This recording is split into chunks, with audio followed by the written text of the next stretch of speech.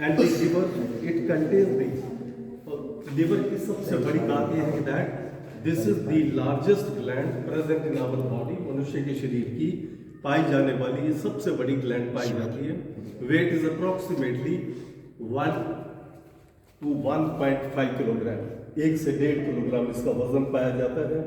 On the back side you can see this is the green coloured structure which is called as the gall bladder, जो लिवर के द्वारा बनाए गए bile juice की storage करता है और स्टोर करके उसको गाढ़ा बनाता है। और ये इसकी देखिएगा ये स्ट्रक्चर भी इसमें इस तरह से दिखाई गई है कि that it is like this. तो ये यहाँ से उसको बाइल जूस को तैयार करके यहाँ भेजेगा, फिर उसके बाद वो आकर के हमारे ड्यूडेनम के अंदर मिलेगा।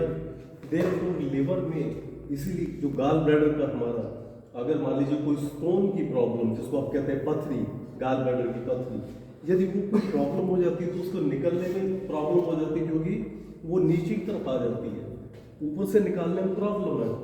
Then operation has to be done for that. Therefore gallbladder location and position is like this, and this is the liver, the largest gland.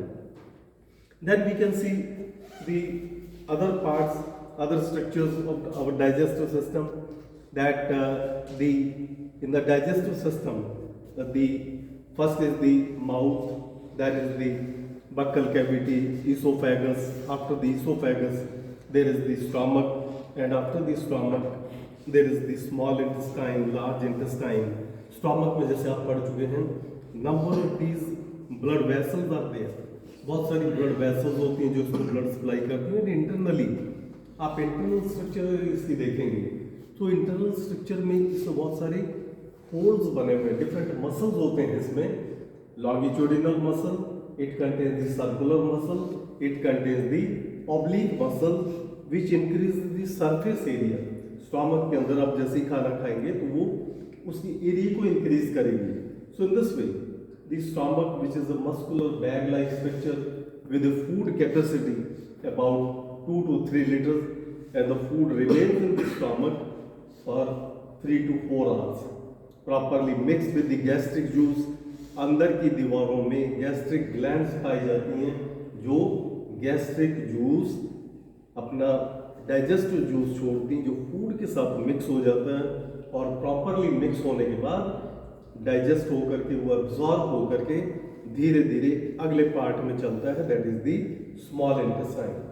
Small intestine का जैसे कि अभी आपको बताया गया था कि द स्मॉल इंटेस्टाइन, इसकी important gland which are the intestinal gland, इसके भीतर इंटेस्टाइनल ग्लैंड्स पाई जाती हैं। These intestinal gland they secretes the intestinal juice, जो प्रॉपरली मिक्स होकर के 6.5 मीटर है, मीन्स शुरू से मिक्स होकर के अल्टीमेटली एंड तक पहुंचने में इट टेक्स मच टाइम।